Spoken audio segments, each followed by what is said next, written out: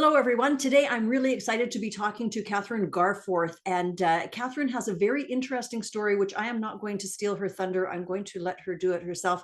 But the first thing, Kathryn, that I want to ask you is people look at everything you've accomplished and think, oh, wow, that must have been so easy. Definitely not. School is not something that came easily to me, and it took a while to figure out why. So, I started really excited about going to school. In kindergarten, one of my goals for grade one was learning how to read. I was really excited, but it just wasn't working. And I was getting so frustrated and upset because all my peers seemed to figure out this reading thing without, any trouble. It just seemed to happen. And it wasn't working for me. No matter how hard I tried, I couldn't get it. And I was told to try harder. I was in the dumb reading group. I was pulled out for additional reading instruction, and I still wasn't getting it. And then when I got into third grade, the resource teacher mentioned to my parents something about learning disabilities. And at that point, my parents, it had never been brought up in conversation that I might have a learning disability. Well, I continued to struggle. And then I started to receive some tutoring, one-on-one tutoring before school twice a week. And I got a psychoeducational assessment that diagnosed me with dyslexia, which is I have a severe learning disability in reading and writing, and it's commonly referred to as dyslexia. And understanding that there was a reason for my struggle really, really helped me because it wasn't that I was stupid. It was because I had dyslexia. Grade 5 was horrible. They weren't providing the supports that I needed in school. They the teacher that I was with was very um difficult in the sense that she liked to point out my struggles and saying that I was a stupid child in front of the entire class, that I was a waste of her time. I was having physical, emotional, and verbal abuse in that year. So I went to a really bad headspace and mindset because everybody was telling me I was stupid and I couldn't do it. And so I started to believe it. I was being severely bullied. But I was fortunate because my parents didn't believe what they were being told. Even though my teacher in grade 5 told my parents that I was a waste of her time because I wasn't ever going to graduate and I probably wouldn't make it to high school either.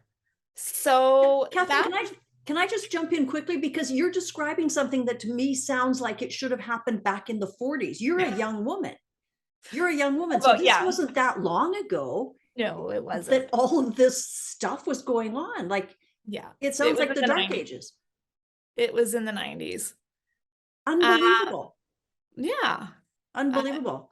Um, I still, that doesn't fit in my head that all of that was going on so recently. mhm, And it probably explains why you continued to persevere and went on to get a PhD in special education.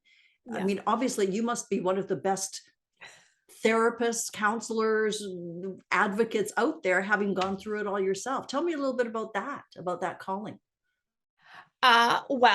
So my parents didn't give up on me. And they were fortunate enough to have the finances and the availability and where we lived that there were two schools specializing in dyslexia and learning disabilities. So I was fortunate enough to go there. And, the second or third day of school at this school specializing in dyslexia in grade 6, I came home and instead of running home crying and refusing to get out of my bedroom like I did before, in grade 6, I go, Mom, I really hate to tell you this, but I think I'm going to like school. And that's where I learned about what dyslexia was and I was being taught in a way that worked for me. And at that point, my mom got me one of these saying tiles. And this is the tile, and it says, "Success is the best revenge." And that kind of became my motto, wanting to prove that grade 5 teacher wrong, saying, you know what, I'm not stupid. I am going to get to high school and I'm going to get through it. And as I became a better advocate, my mom really became an amazing advocate and involved in the learning disability community, learning more and helping me understand that it wasn't saying that I was going to be stupid for life, that if I put in the effort, I could succeed and I would succeed. And then as I made it to high school, I started doing better and better and understanding things more and more. And I actually started to work with other kids that had learning disabilities who were just at the beginning of their journey, telling them that, you know what, it's okay. You know, there are ways that you can learn, and with the right support, you can do well. And I started working with families and parents saying, look, this is what your child's diagnosis is. This is what it means.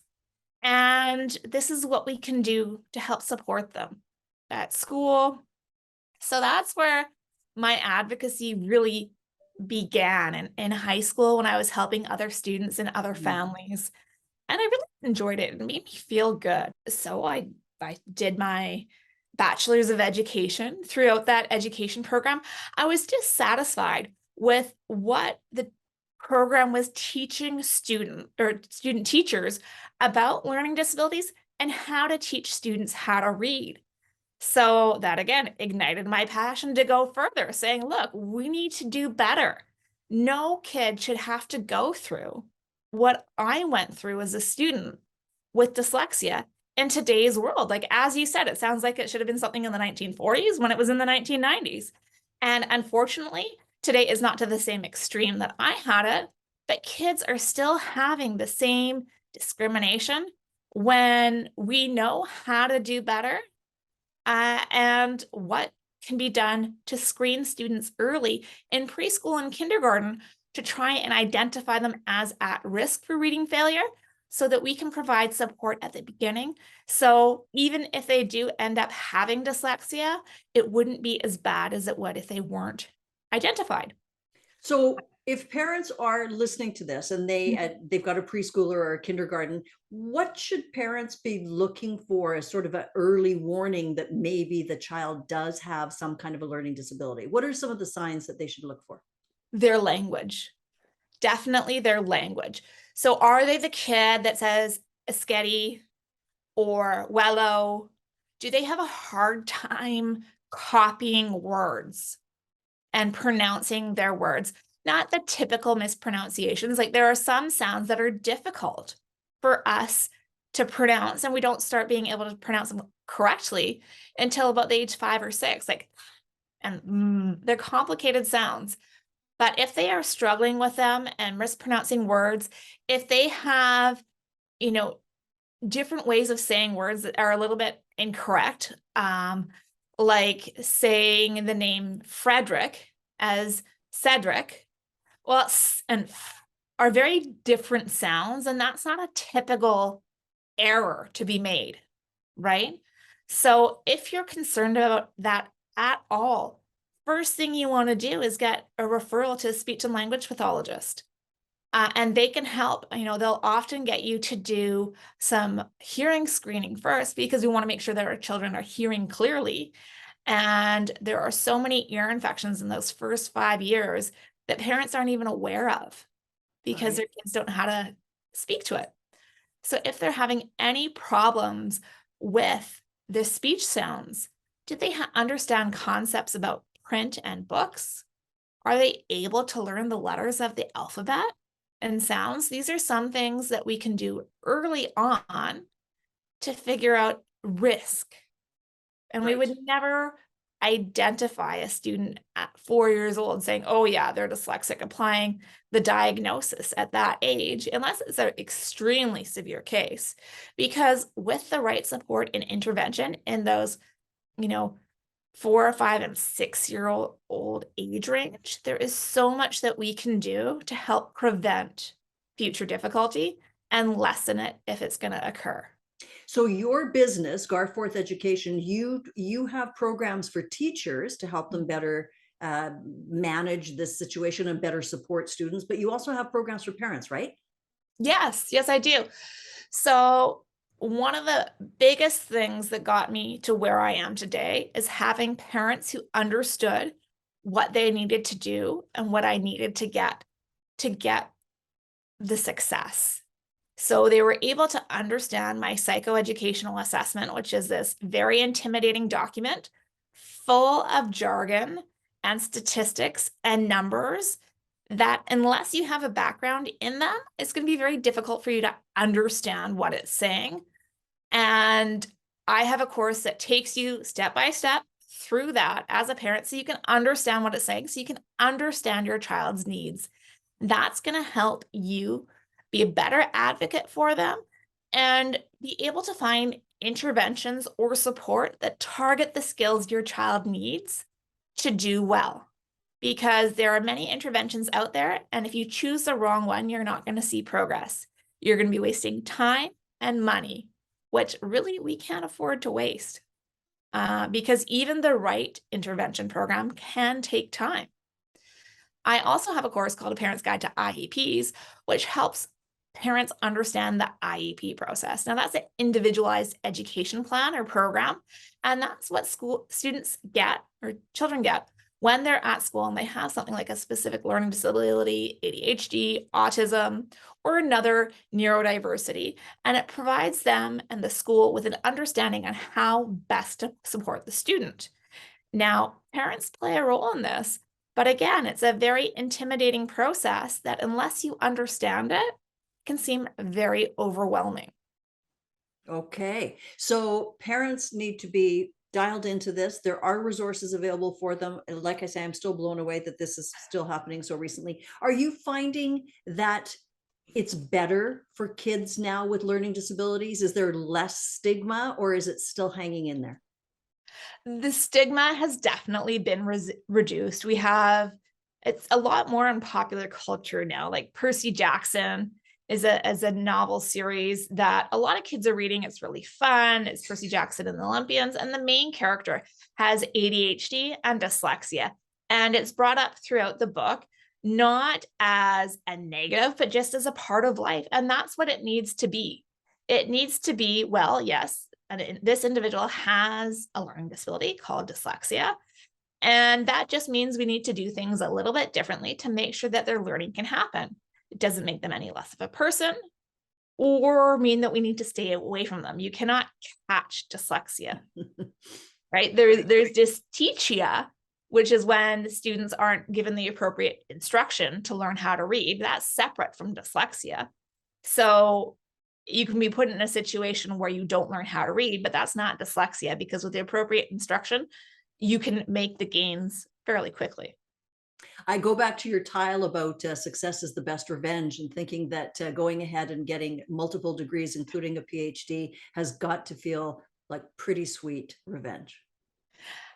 Yeah, you know what? As I was crossing the stage for my PhD, this huge weight lifted from my shoulders, saying, you know what?